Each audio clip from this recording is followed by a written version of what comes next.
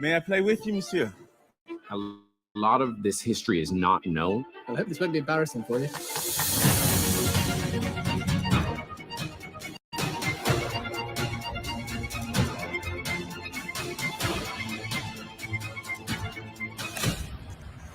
What the fuck is that? Joseph Bologna was both a real composer and a virtuosic violin player in pre-revolutionary France. He was hugely influential and well regarded by many of his musical contemporaries. And of course, the music will be spectacular. Bold. He moved with such confidence and strength.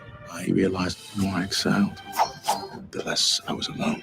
Chevalier tells the story of a person who is an outsider by definition, who feels that if he excels, that he will be accepted by that society.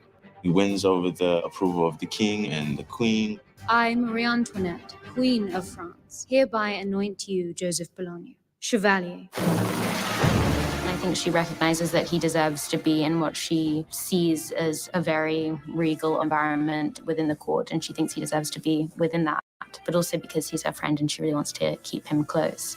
You're the show-off who spoiled Mozart's concert. His reputation grew. He became a bit of a celebrity. His company was much sought after. Even though Joseph was invited to participate in the upper echelons of French society, there was a conditionality to it. In any other country, a man of your color would not be wearing such fine clothes. We connected through what it's like to be in spaces that aren't necessarily catered to you. I think it's a real shame that I didn't know about him, and I'm very glad that I know about him now. You cannot afford to make any more enemies. A lot of people who had impactful lives are left out of this larger historical narrative. Our movie is interested in reclaiming some of those voices.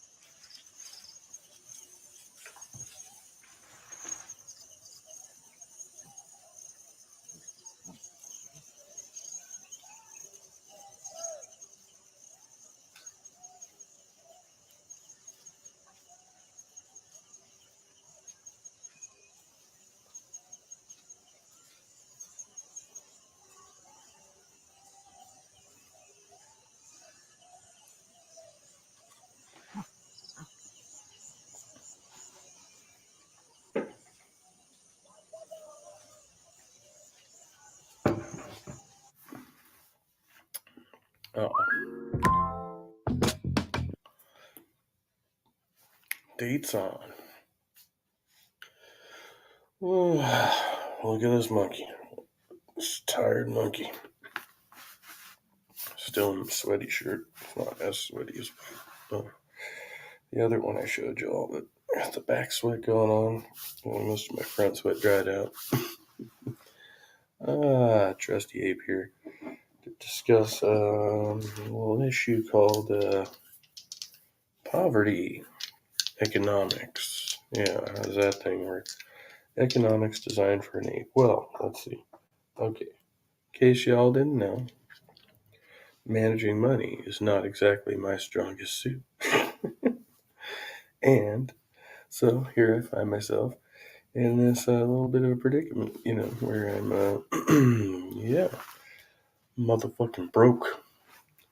And, I gotta make it through the week.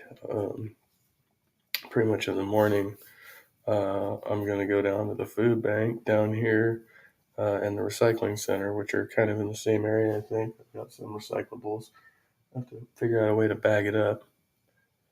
And then, hopefully hit the food bank and the recycling center. And because right now I have like a half a thing of salsa verde, some green onions, and a head of cabbage that one of my riders gifted me. And she randomly left me a head of cabbage. I think she likes me, but I'm not sure.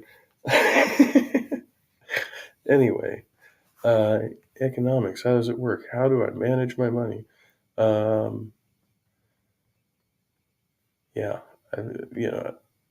I've never really been great at this. So when we started this endeavor, the whole moving thing, I had a bit in savings, and then that pretty much went towards rent deposit, and I was like, okay. And now, buddy, now I'm maxed out on my new credit card, and I got all that coming up. So first of the month ain't gonna be much better, but hopefully we can catch up on foodstuffs. If I can stay going down to the giveaway on a regular basis. I want to see if I can get my food stamps back. They said I could reapply, but I was like, I think I make too much money, but I don't know. We'll see. They might at least give me a little supplement. Hello. Yes.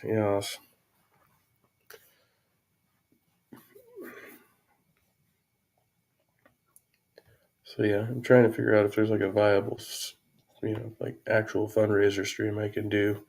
I lost one of my juggling balls. Actually, I don't know where the other two are at the moment either. Oh, I see one. It's over there. I threw them all around the other night. So.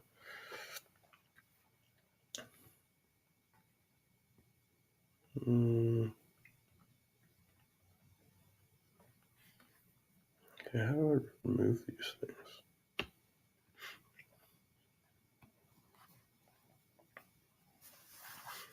I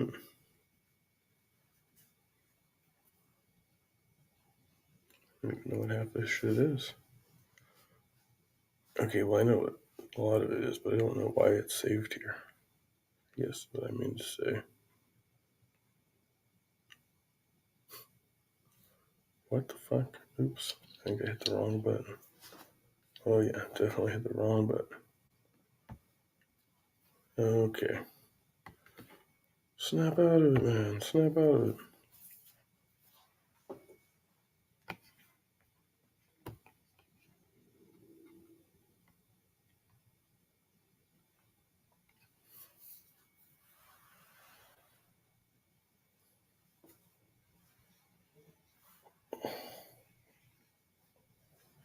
Ooh, Tomato J. Christian popped a new one too. Oz is on Flavor. Mikey Famine's going. Praise. 983 live streams right now. Is that true? Is that possible? I'm subscribed to 983 channels that are presently streaming. Oh, no. Okay, it's showing their status. So no, there's like a bunch, but I guess I'm subscribed to 983 channels. See, I knew it had to be like close to 1,000. Okay.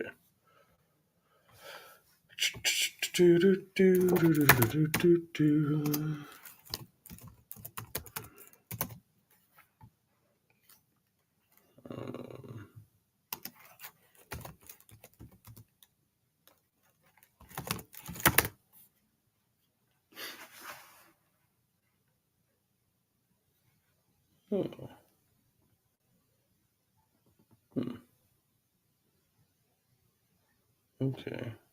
Well, let's do this one because it's a crash course video. I don't know. I'm interested in this other one, but it's like a half-hour long video. So we'll go do this crash course video, and then, yeah, I don't think I'm going to go on long enough to check a half-hour long video tonight, or this morning rather. I do have to get up and do all that stuff. Put in the watch later.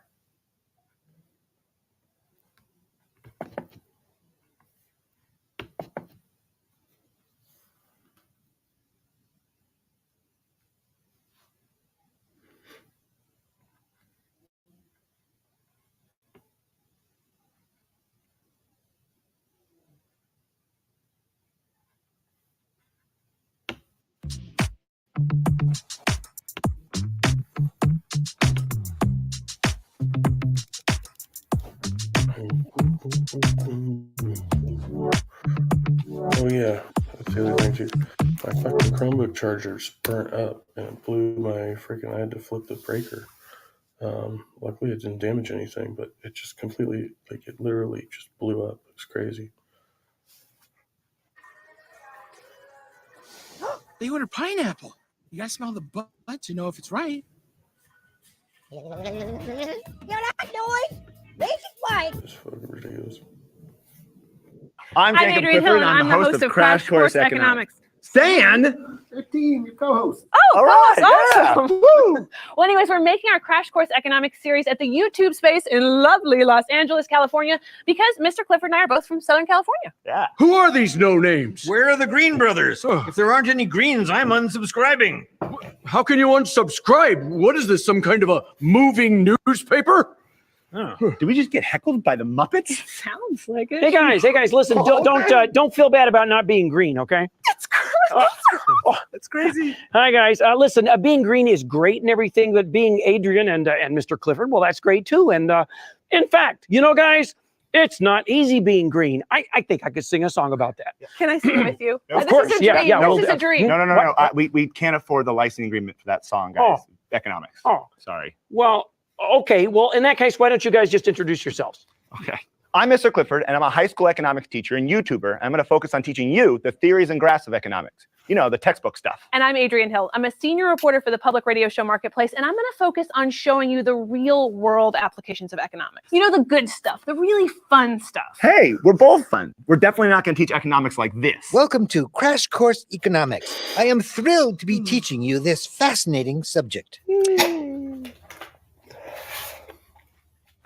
I'm sorry, Professor Honeydew, but that's why people hate economics in high school and college. Anyway, Statler and Waldorf have a point. The most important question in economics is, where's John Green? I mean, everyone knows he won a bronze medal in economics at the Alabama State Academic Decathlon. Well, John Green isn't hosting because economics. We'll explain later.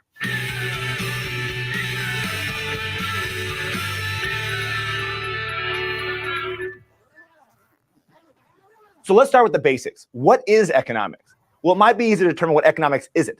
Economics is not the study of money or getting rich, although understanding economics can help with that. Economics is not the study of the stock market. It's just not. And economics is not primarily about men in bow ties forecasting what will happen in a given market or the overall economy.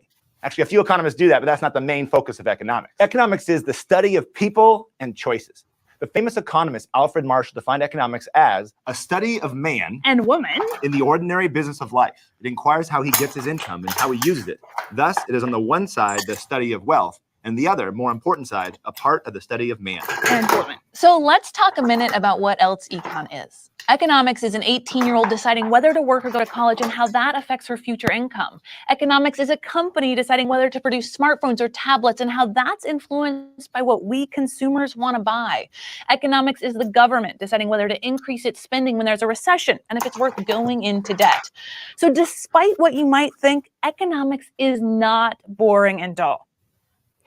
Okay, some of it is, but it's not all like that. I promise it's awesome. Understanding econ can forever change the way you think and problem solve. Our job over the next 40 weeks is to teach you concepts that will help you understand the world and hopefully make it a better place. No matter who you are, you will be using economics. In fact, you are using econ right now. You made a choice to watch this video. That means you must feel that the benefit outweighs the cost. You might be thinking, this is YouTube. There's no cost, but sure there is. You could be watching videos of kittens or skaters falling on their face or Charlie biting fingers. Oh, the cost of watching this video is the video you're not watching, the value of the next best alternative. Economists call this your opportunity cost. If you're still watching this video, it means that you believe it's the best use of your time, or you wouldn't be watching it. But what if I'm watching this at school? You ask, what if I'm forced to watch this? Well, you weren't forced to go to school. You could ditch, you could drop out, you could move to a country that doesn't have compulsory education. But the cost would outweigh the benefit. Even if you are at school, you're not forced to watch the video. You could close your eyes or put your head down. No one's gonna pry your eyes open. That'd be creepy. Now let's talk about why John Green isn't here teaching this course. John is an entrepreneur. He writes books, runs DFTBA, Vlogbrothers, and Mental Floss, and creates movies, but he can't do everything he wants to do. He looked at the benefits and costs of his choices, and in the end, decided to spend more time writing books. So Mr. Clifford and I are jumping in to teach you economics. And believe it or not, we just covered the two most important assumptions in all of economics. First, the idea of scarcity. People have unlimited wants, but limited resources. And second, everything, I mean everything, has a cost. And if these assumptions are true, then we need a way to analyze our choices and get the most from our limited resources. And that's economics. Wait, but let's go back to the idea of benefits and costs. About 30,000 people a year die in car accidents in the US. Is there a way to ensure there will never be another traffic fatality? Yes, we could crush all the cars, close the roads, and force everyone to walk. That would solve the car crash problem. Do you want to decrease the number of people convicted of murder? You could decriminalize murder. You want to end the unethical treatment of elephants? You could kill off all the elephants in an ethical way, of course. But before you decide to tenderly euthanize herds of beautiful elephants, think about it for a second. Each of these solutions is absurd because the cost clearly outweighs the benefit. Traffic fatalities are tragic, but we don't prevent them at all costs. You know that driving has risk, that you might get in a car accident, but you still drive. Why? Well, first, who's going to walk to the gym? And walking home with heavy groceries in the rain is way worse than the teeny tiny chance of dying in a car crash. The point is, individuals, businesses, and countries can't have everything. So they're forced to weigh the benefits and costs of their decisions and make choices. Let's look at another example. Military spending in the United States is over $600 billion per year. That's close to what the next top 10 countries spend combined. There are a total of about 20 active aircraft carriers in the world today, and the US has half of them, and it's building more. The opportunity cost of those aircraft carriers could be hospitals, schools, and roads. So is the US spending too much on the military? Should the US focus on making guns or butter? That is, weapons or consumer goods? And notice the key word here is or. We can't produce an infinite amount of weapons and consumer goods because we don't have an infinite amount of workers and farms and factories and raw materials. Scarcity means that we must make a choice. The American president, Dwight D. Eisenhower, explained this best in 1953 in a speech about Cold War military buildup. Every gun that is made, every warship launched, every rocket fired signifies, in the final sense, a theft from those who hunger and are not fed, those that are cold and are not clothed. This world in arms is not spending money alone. It's spending the sweat of its laborers, the genius of its scientists, the hopes of its children. And this is a good time to mention the role of politics in economics. We're not pushing some liberal anti-military policy here. We're just pointing out that military spending has an opportunity cost. The resources not being used for social services like feeding the hungry. We're going to try not to push a political agenda on you. We're going to show you both sides and let you decide which one's best. So please don't say Mr. Clifford loves capitalism, so he's just a pro-business conservative, or Adrian's talking about environmental regulation, so she's an anti-business liberal. Yeah, we are pro-business, and you are too. I mean, where do you think your computer came from? That computer was brought to you by capitalism, and the private sector. But that being said, the security and laws, roads, and that traffic ticket you got the other day came from the government. Conservatives and liberals fight over the details. The free market alone can't solve all of our problems, and the government can't solve all of them either. Government officials use economic theories to guide public policy, and their effects are widespread and affect billions of people.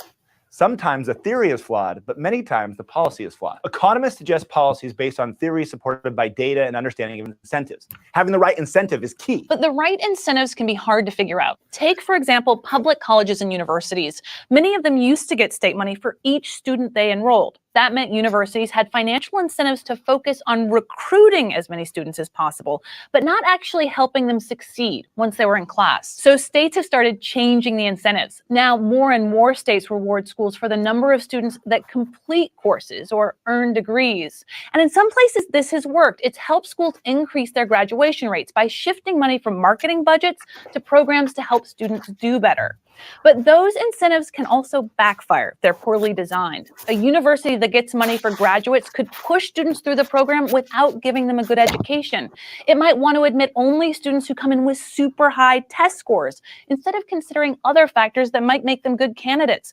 It might push students into less rigorous majors. But incentives can help solve problems without adding more resources. You just have to get the incentives right. Many non-economists assume that the way to improve things like healthcare is to spend more money. Economists would point out that the US already spends almost twice as much per person as other rich countries, and in many cases, they get worse health outcomes. Economists would also say that rather than spending more money, we need to make sure that insurers, hospitals, doctors, and patients have incentives to produce the most effective care possible at the lowest cost possible. The point is, if you mess up the incentives, the policy's not going to work. When Vietnam was under French colonial rule, the regime issued a bounty on rats to exterminate them, giving money to people for handing in rat tails. I guess because piles of rat bodies were too gross. The plan backfired. To make as much money as possible, the rat catchers cut the tails off the rats and released them, allowing them to make baby rats. The policy actually increased the rat population. It made things worse. Nice. We'll talk more about this idea of perverse incentives in another video when we talk about the 2008 financial crisis. Again, for now, let's go to the thought bubble. Speaking of 2008, people sometimes criticize economists asking, why didn't they predict the 2008 financial crisis, or why can't they agree on what the government should do or shouldn't do when there's a recession? These criticisms fail to distinguish between macroeconomics and microeconomics. Specifically, all these complaints are about macroeconomics. Macro studies the economy as a whole. It looks at the whole nation's output, unemployment, inflation, interest rates, government spending, and growth. Macro answers questions like, will unemployment rise if there's an increase in taxes? Will an increase in the money supply boost output or just increase inflation? Will a slump in European economies cause the US economy to slow down? Macroeconomists get more airtime because they predict the direction of the overall economy and work with the media and businesses and Congress and the Federal Reserve. But less than half of all economists are macroeconomists. There's a whole other side of economics that look at different questions. How many workers should we hire to maximize profit? If our main competitor releases their product in May, when's the best time to release our product? And which is better for fighting climate change, a gas tax or an increase in fuel efficiency? These are all microeconomic questions. They're not about predicting GDP or measuring unemployment, but they are crucial questions that economists must answer. Also, if you don't know what GDP is or what a high or low unemployment rate is, don't worry, we'll get there. So macro and microeconomists are two different groups asking different questions under one academic umbrella. If economics was biology, macroeconomics would be ecology, while micro would be cell biology. If economics was physics, macro would be cosmology and relativity, while microeconomics would be Newtonian mechanics. Thanks, Thought Bubble. Stan, I've always wanted to say that, and I can cross off my bucket list. And I ring the opening bell at the New York Stock Exchange, arm wrestle Ben Bernanke, and swim in a giant pool of money like Uncle Scrooge. Obviously, we're glossing over the details, but we promise to cover everything in the next 40 weeks. From supply and demand to monetary policy, we'll cover it all, except for maybe the giant pools of money. We can't promise you that learning economics will make you wealthy, but we can promise that learning economics will enlighten your mind and make you a more informed decision maker. And that makes us all better off. Thanks so much for joining us. We'll see you next week. Thanks for watching Crash Course Economics. It was made with the help of all these nice people. They work on the show because there's Woohoo. And that was that.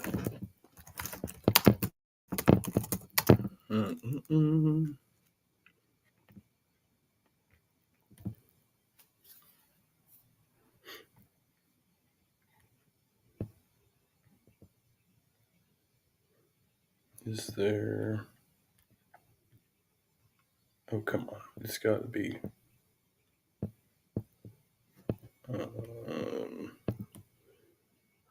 Yeah. I'm like, that's definitely public domain.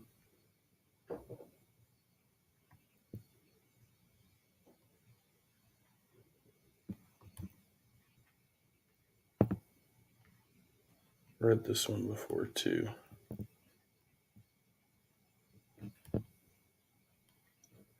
I hear it's like a really important book.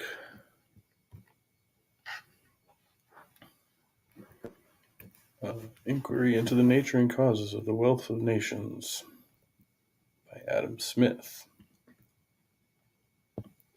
Copyright 2007. That's not right. But okay, whatever. Yeah.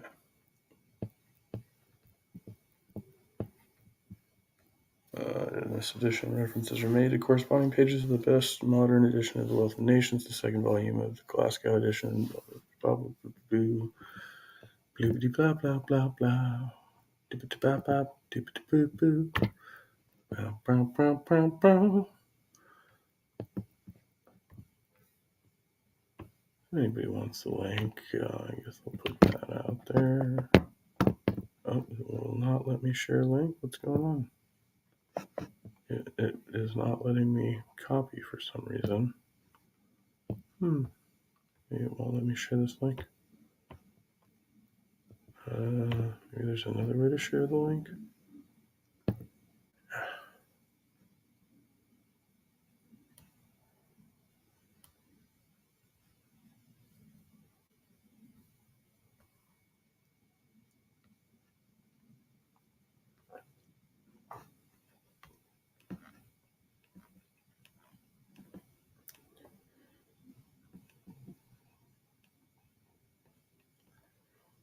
Yeah, I think we'll skip the editorial notes and all that good shit.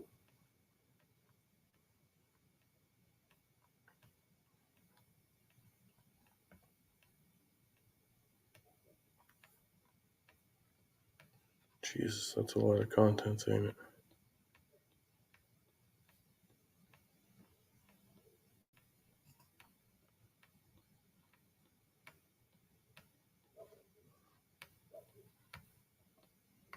An inquiry into the nature and causes of the wealth of nations. Oh. Advertisement. The first edition of the following work was printed in the end of the year 1775. Yeah, I knew it was fucking really old. I mean, it's not like super, it's pretty and the beginning of the year 1776. Throughout the greater part of the book, therefore, whenever the present state of things is mentioned, is to be understood of the state they were in. Either about, well, yeah, no fucking shit, Sherlock. Thank you. In all these editions, the present state of things means always the state in which they were during the year 1783 and the beginning of the present year 1784. Right. Oh, okay. So he revised it through. Yeah, okay. Yeah, right.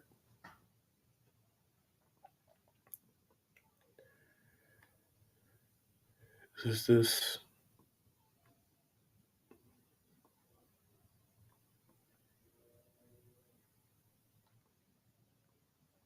I'm not. So this is actually part of the writing, right? Should we read that part or just go? Is this? This is one. Okay.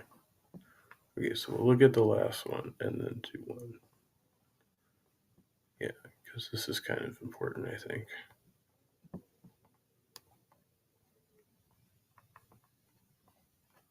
Stop me if you've heard this one before.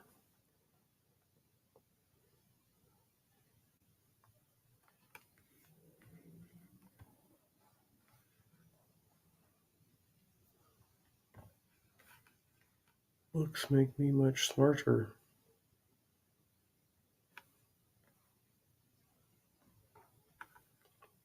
Introduction and plan of the work.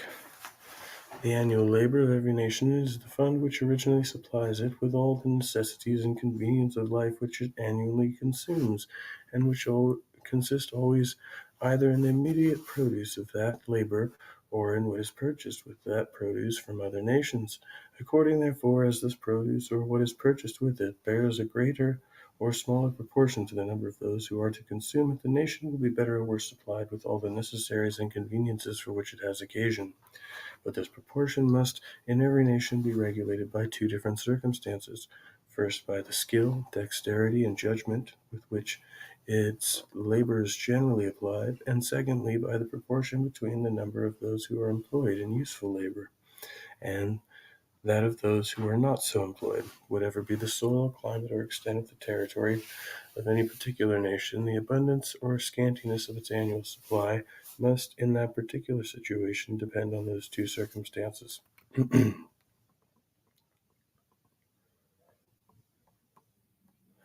The abundance or scantiness of the supply, too, seems to depend more upon the former of those two circumstances than upon the latter. Among the savage nations of hunters and fishers, every individual who is able to work is more or less employed in useful labor, and endeavors to provide as well as he can the necessaries and conveniences of life for himself or such of his family or tribe as are either too old or too young or too infirm to go on hunting and fishing.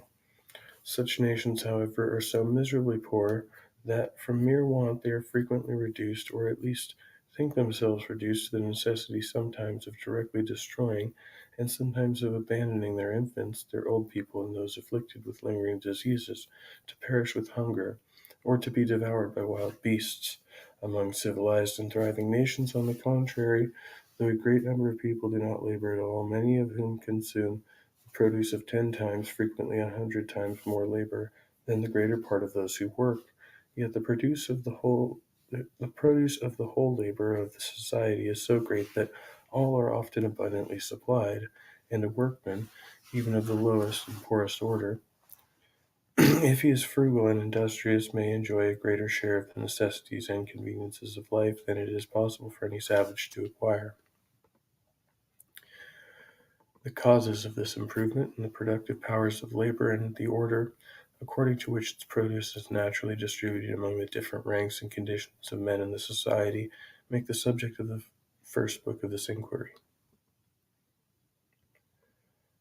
Whatever be the actual state of the skill, dexterity, and judgment with which labor is applied in any nation, the abundance or scantiness of its annual supply must depend during the continuance of that state upon the proportion between the number of those who are annually employed in useful labor and that of those who are not so employed. The number of useful and productive laborers, it will hereafter appear, is everywhere in proportion to the quantity of capital stock which is employed in setting them to work, and to the particular way in which it is so employed. The second book therefore treats of the nature of capital stock, of the manner in which it is gradually accumulated, and of the different quantities of labor which it puts into motion, according to the different ways in which it is employed. Nations tolerably well advanced as to skill, dexterity, and judgment in the application of labor have followed very different plans in the general conduct or direction of it, and those plans have not all been equally favorable to the greatness of its produce. The policy of some nations has given extraordinary encouragement to the industry of the country, and that of others to the industry of towns. Scarce any nation has dealt equally and impartially with every sort of industry. Since the downfall of the Roman Empire, the policy of Europe has been more favorable to arts, manufactures, and commerce, the industry of towns, than to agriculture, the industry of the country. The circumstances which seem to have introduced and established this policy are explained in the third book. Though those different plans were perhaps first introduced by the private interest and prejudices of particular orders of men, without any regard to or foresight of their consequences upon the general welfare of the society, yet they have given occasion to very different theories of political economy, of which some magnify the importance of that industry which is carried on in towns, others of that which is carried on in the country. Those theories have had considerable influence, not only upon the opinions of men of learning, but upon the public conduct of princes and sovereign states. I have endeavored in the fourth book to explain, as fully and distinctly as I can, those different theories and the principal effects to which they have produced in different ages and nations. to explain in what has consisted the revenue of the great body of the people, or what has been the nature of those funds which in different ages and nations have supplied their annual consumption, is the object of these 4 first books. The 5th and last book treats of the revenue of the sovereign or commonwealth. In this book, I have endeavored to show, first, what are the necessary expenses of the sovereign or commonwealth, which of those expenses ought to be defrayed by the general contribution of the whole society, and which of them by that of some particular part only, or of some particular members of it.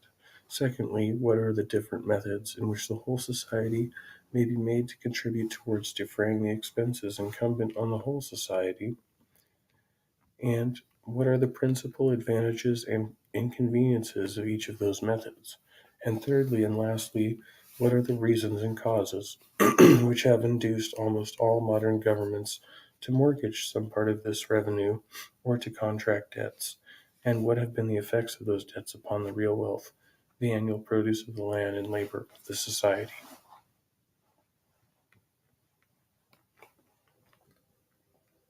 Right.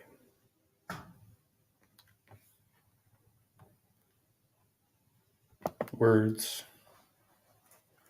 Words make me happy. Words. Words every day, yeah, words. Come on now, I'm going to use my words now. Come on now, I'm going to use my words now. Okay, how long we got? It's 1:30. Shit, we don't have long. We'll probably just get warmed up in this one and then go off to the Betty Pie. Okay. Sorry, I'm getting slightly overparched. I only have 1 bottle of water. I have a bottle of water. What's going on out here? I have a bottle of water, a head of cabbage, half a thing of salsa. I have coffee. I don't have a coffee maker. I also have instant coffee, so I have that. I already got that.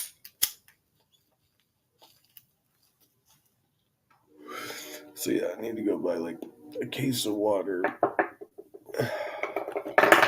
Over there, I should get a thing of tortillas. Here goes the train. Book 1 of the causes of improvement in the productive powers of labor, and of the order according to which its produce is naturally distributed among the different ranks of the people.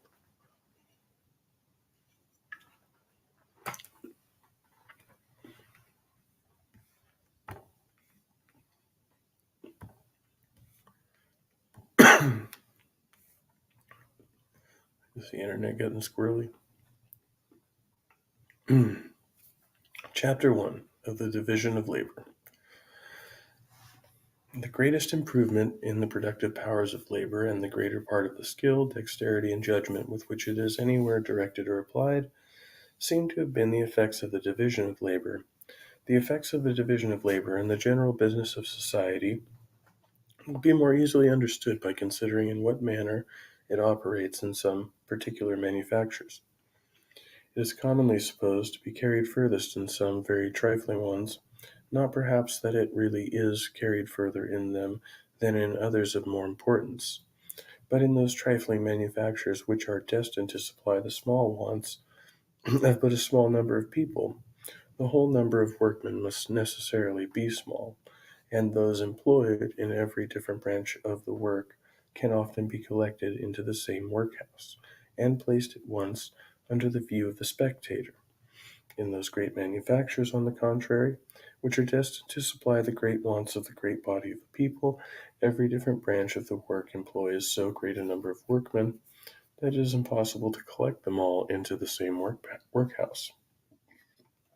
We can seldom see more at one time than those employed in one single branch, though in some manufactures, therefore, the work may really be divided into a much greater number of parts than in those of a more trifling nature. The division is not near so obvious, and has accordingly been much less observed.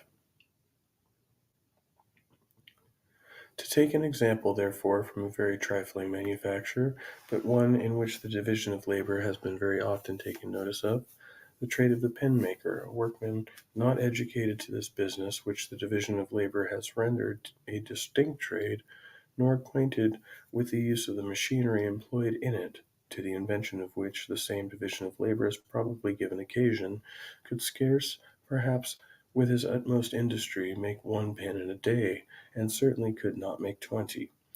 But in the way in which this business is now carried on, not only the whole work is a peculiar trade, but it is divided into a number of branches, of which the greater part are likewise peculiar trades. One man draws out the wire, another straights it, the third cuts it, a fourth points it, and a fifth grinds it at the top for receiving the head. To make the head requires 2 or 3 distinct operations. To put it on is a peculiar business. To whiten the pins is another.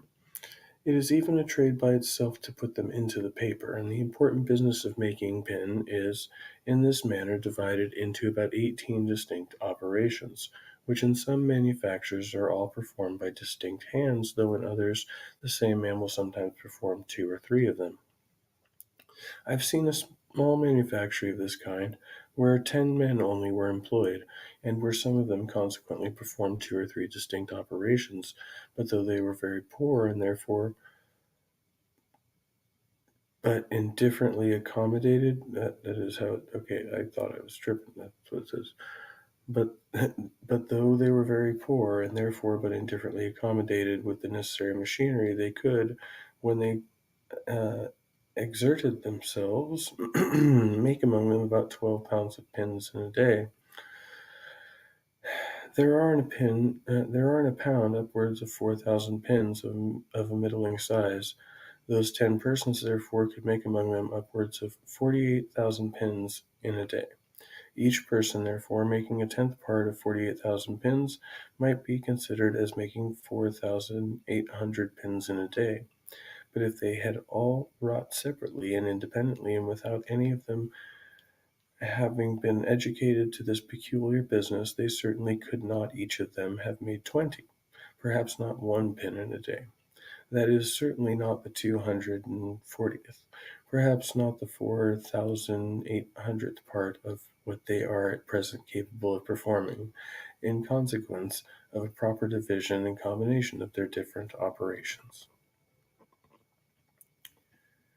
In every other art and manufacture, the effects of the division of labor are similar to what they are in this very trifling one, though in many of them the labor can neither be so much subdivided nor reduced to so great a simplicity of operation.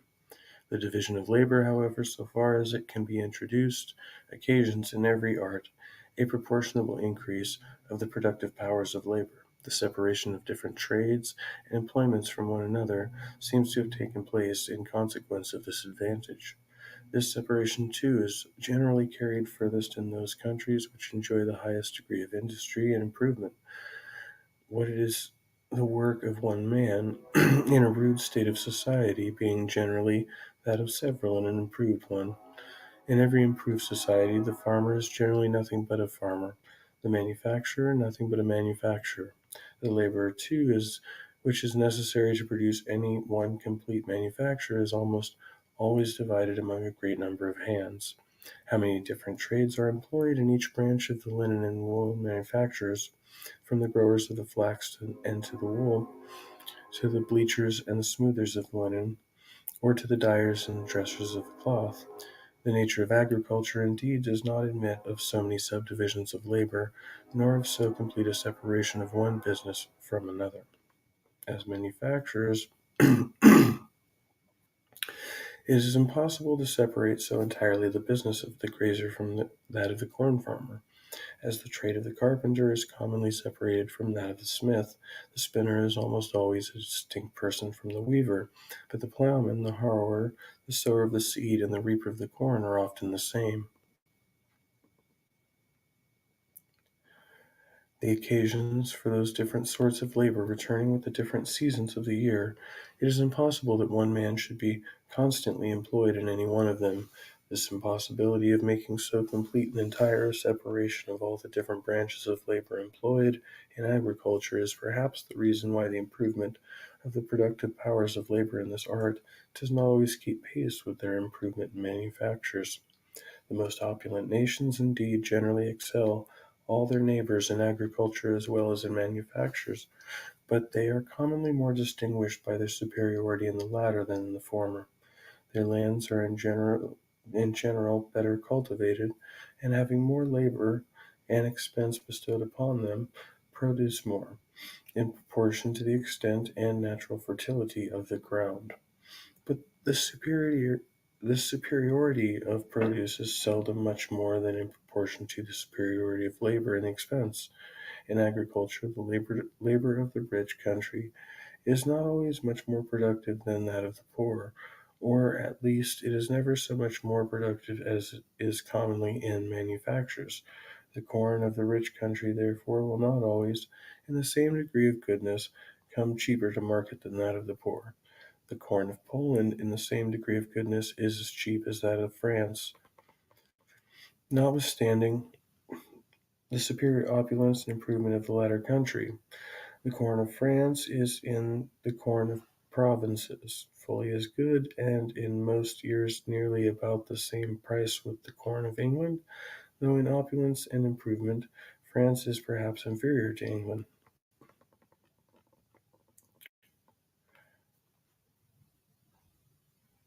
The corn lands of England, however, are better cultivated than those of France, and the corn lands of France are said to be much better cultivated than those of Poland.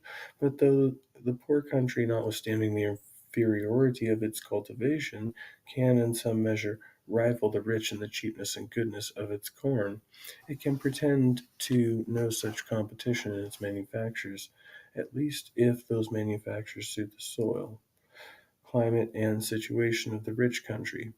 The silks of France are better and cheaper than those of England, because the silk manufacture, at least under the present high duties upon the importation of raw silk, does not so well suit the climate of England as that of France.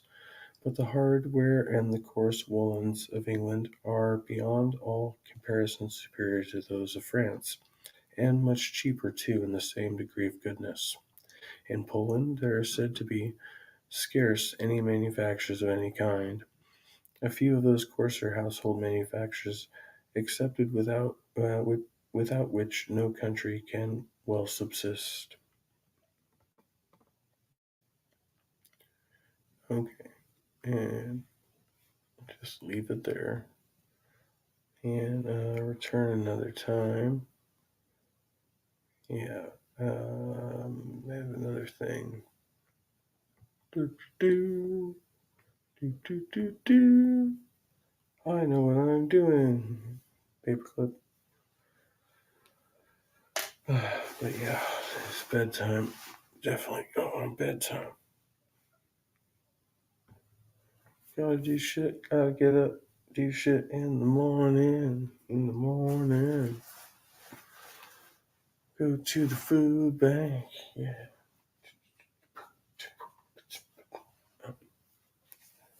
Sorry. You can tell I'm just totally motivated. Totally loving it, man. It's gonna be great. What the fuck is this? Oh yeah, I've seen that.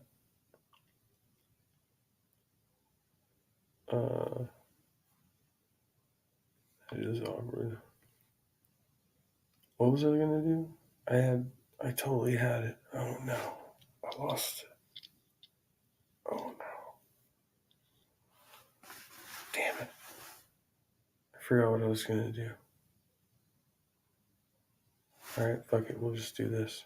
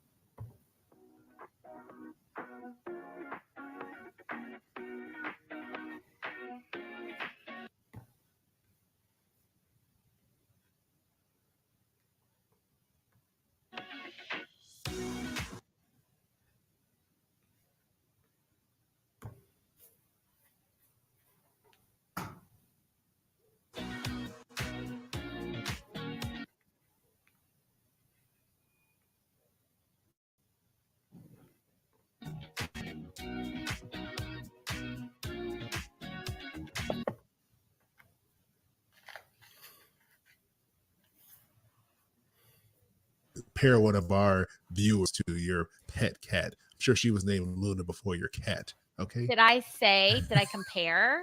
Did I say Luna Love is like my cat? Did I use any like or as? No, I just said something that they have in common. Bay Area. California. Hold on, wait. Thank you for joining us. Let me put these comments on. Very important question, Luna. I don't know if you may not even care about sports, but are you a Warriors fan or are you a Kings fan? Because this is very important to me. I need to know which one of these, who you root for right now, because they're deep into the playoffs. Are they both from Sacramento? Wait, San Francisco? No, like Sacramento even considered the Bay. I don't know if it is. They're not that close to the water. Like a couple hours away.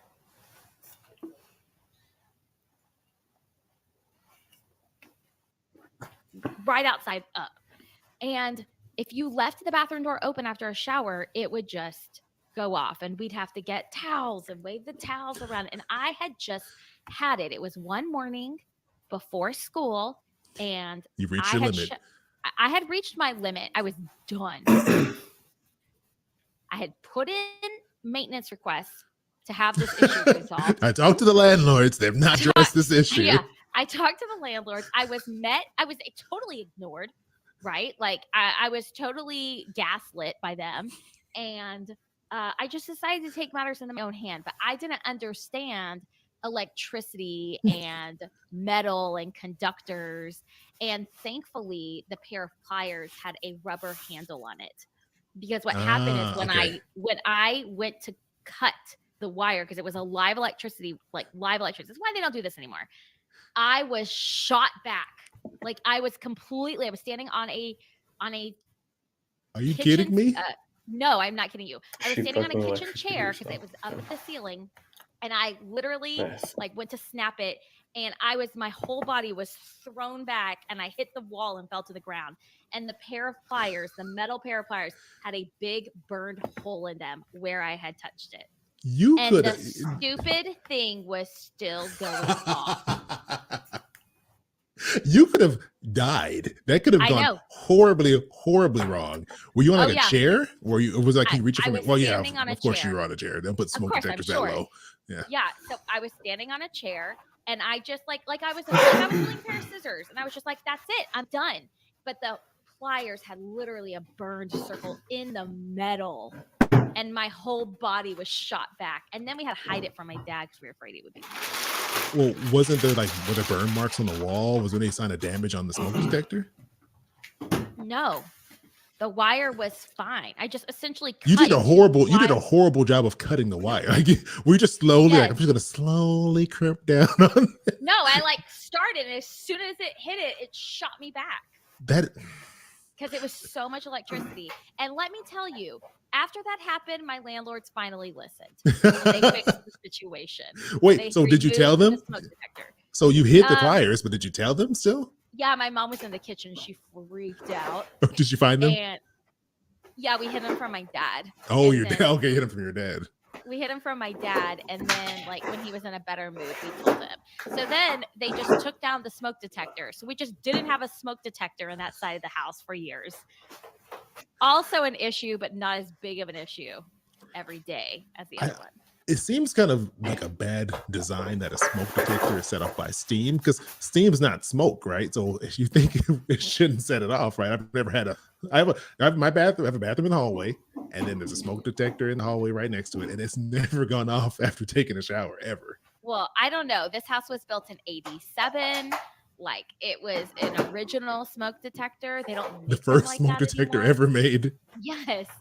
And it was freaking powerful. But yeah, that's the time I was I basically electrocuted myself, but I was saved by the rubber handles on the pliers. So I was in seventh or eighth grade. So I was very impulsive. Middle schoolers, we do stupid things. Doesn't seem like it's on topic in any way. I gotta let you know this. I've never tried to cut it. This is the topic of the show. Book, and they also had one on the shelf, so I made sure I took one from the shelf. I didn't want to take one from the display. I want to leave that nice and full. So, but yeah, I was impressed. I was like, look at this, Alice in front and center, right there. Beth Ann says the lady that invented Spanx. What's her name? Oh, I love her. Wait, is Did she up that. there?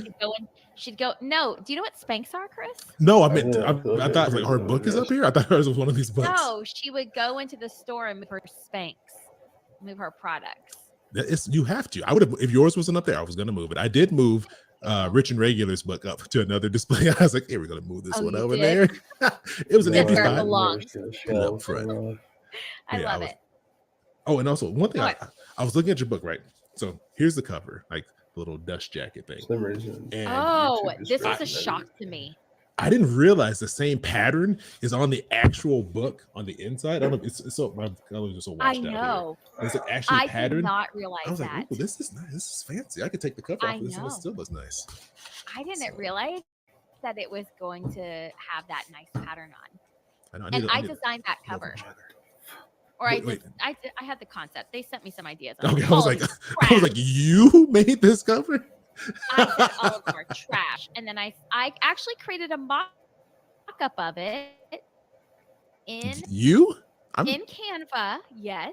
I'm and impressed. Just like I took like a random pattern I found that was very similar, or maybe that exact one actually. Actually, no, I found that exact pattern, but I just had like the preview image of it. I didn't buy it, and then I just made the words really big, and so then they came back with like the font, and then they bought that pattern.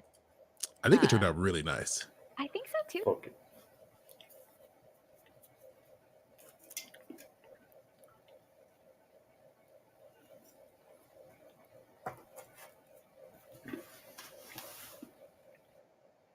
Greetings all.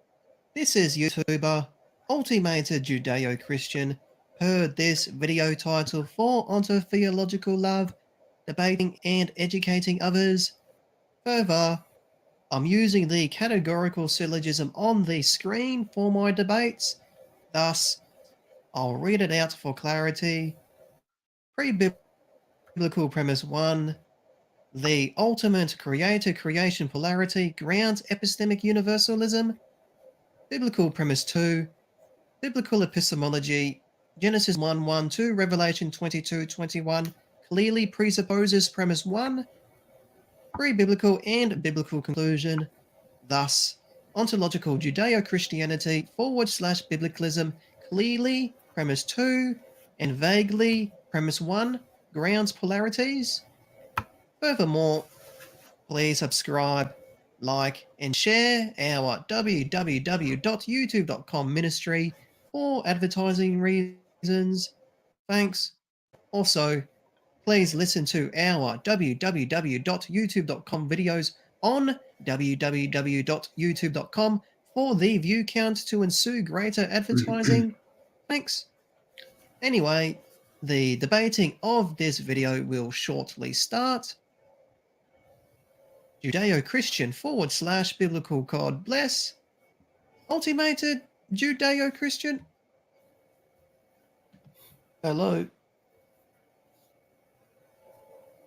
Can you hear me?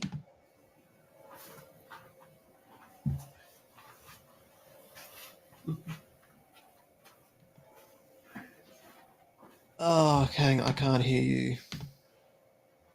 Say that again.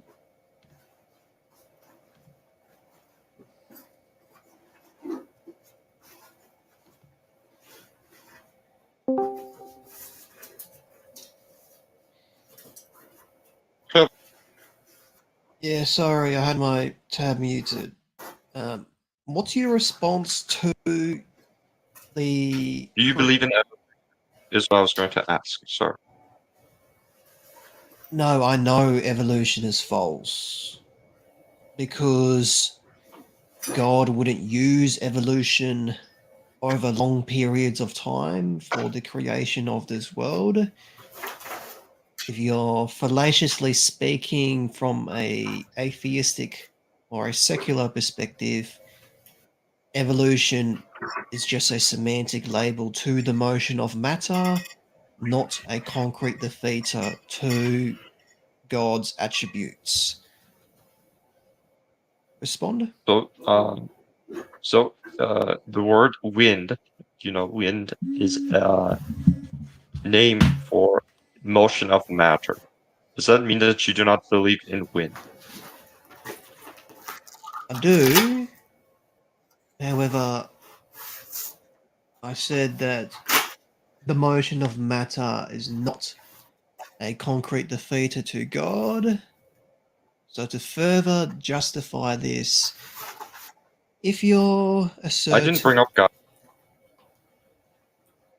well, do you agree God exists?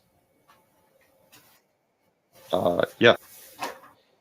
Okay, well that solves a lot of confusion in this But why are you bringing up a subject that I never brought up? because you asked a loaded question. You asked, do I believe in evolution? And my answer to that was, I know it to be false. It is a yes or no question.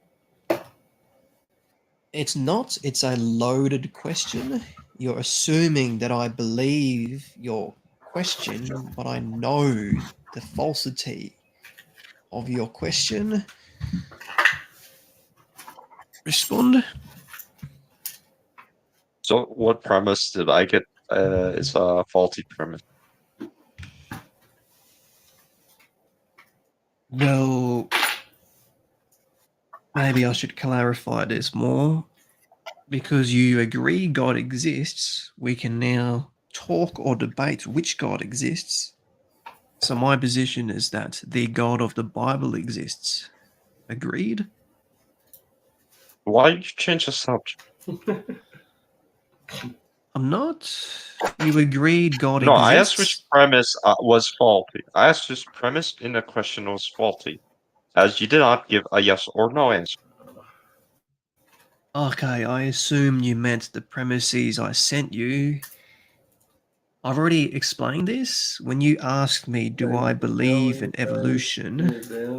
That's you're assuming that evolution is only a matter of belief, but there are arguments to disprove factually I never evolution to be assumed this. false. You can both know. So no, you can both know that it isn't true, and also believe that it isn't true. See, that's the So I never that's the loaded premise. I know evolution to be false. So you asked. So you believe it is false as well. I know it to be false. To know means no possibility.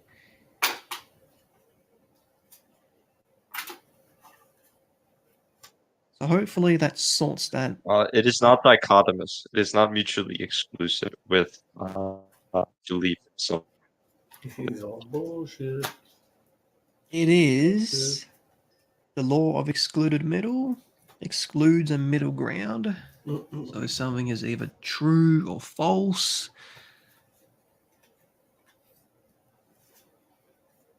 Are you still there? Of course he's still there. So I believe A equals A. I also know that A equals A.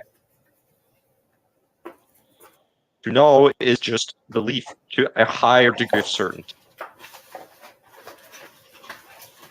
I gave you my argument for why evolution is false. This is why I asked you, do you agree God exists? Because if you said no, then you would have had to have asserted naturalism of an infinite regression or absolute nothingness. Because you agreed God exists, this goes back to which God exists. More precisely, my biblical premise 2. So, is it your position my interlocutor is no longer in the room, assuming that they left on their own accord? So, unfortunately,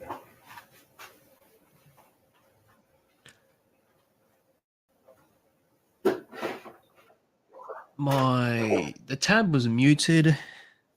So I often start with God's existence, not with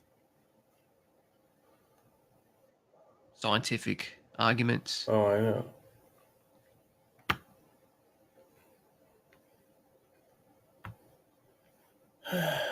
Perfect timing.